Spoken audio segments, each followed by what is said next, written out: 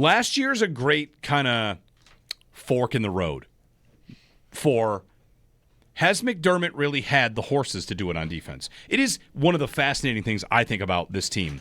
And if you want to really get into McDermott and Beane, like, all right, let's go somewhere here. When Beane came on and, we got in the dust up after the draft, and he's like, it's the defense, it's the defense, it's the defense.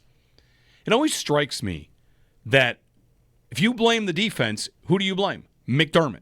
It's his defense. Mm-hmm. Who built it?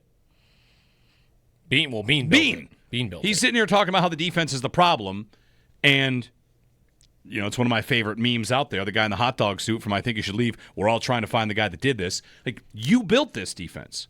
Mm-hmm. And we had a little conversation in the YouTube chat earlier today. I was going back and forth with a couple of guys. The idea that the Bills saw the Eagles and thought, like, oh, you know what we got to do? We got to invest in the defensive line. We got to get to the passer.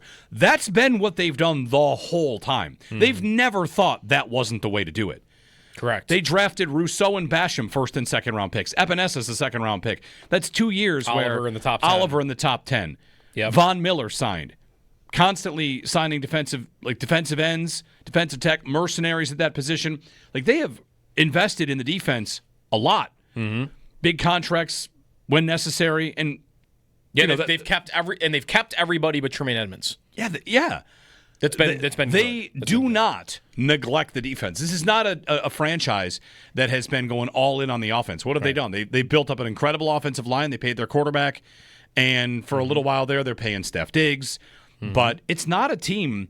They draft Kincaid and they draft Coleman with 2 high-profile picks, right? And they draft Osiris Torrance. Like, you're choosing left and right, offense, defense.